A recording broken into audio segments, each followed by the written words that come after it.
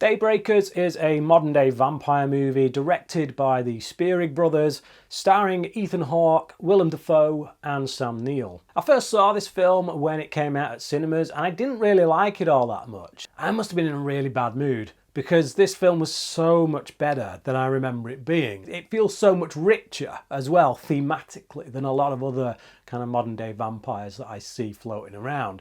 I feel like the Spierig Brothers are really trying to deal with stuff that back then was relevant, but now certainly feels even more so. Themes of totalitarianism to a large degree. But I think there's a lot of stuff going on right now in America that really relates quite well to this. The way that society is being controlled, the way that everyone is being forced to fit in, the way that certain sections of society are being used for the improvement or betterment of those at the top who deem themselves more worthy of having what those on the bottom don't. It's about class. It's a class system. It's a class structure that's going on, and the Spierig Brothers analyse that through this tale of vampires.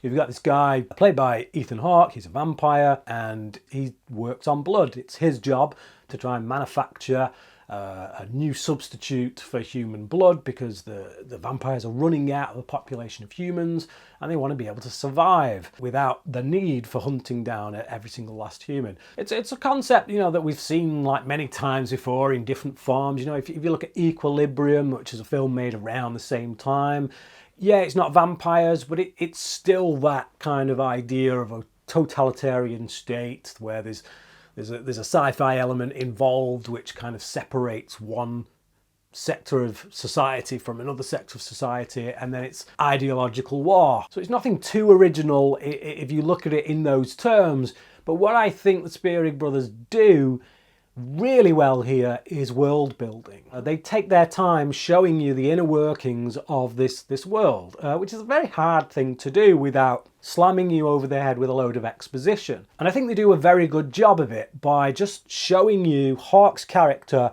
moving through his life, essentially seeing a day in the life of his character as he takes the subway, this, that and the other, goes to his job, goes home, and we see him operate. And through the use of the way in which he operates, we get a real solid picture of how this world works. So it's pretty effective. And actually the dialogue ain't half as bad as I remember it. It's pretty decent as far as vampires go. Vampire movies, they have a tendency for them to talk in operatic ways, sometimes too operatic for my liking. But here, no, I like I say, I was in a bad mood. I must have been when I first watched this. I think this is a really great vampire film. It's very bloodthirsty as well. There's some pretty decent action set pieces in it. The performances across the board are all really good, and the direction from the Spierig Brothers is top notch. So yeah, Daybreakers. If you haven't seen it, check it out. If you have seen it, let me know what you thought about it down in the comments section below.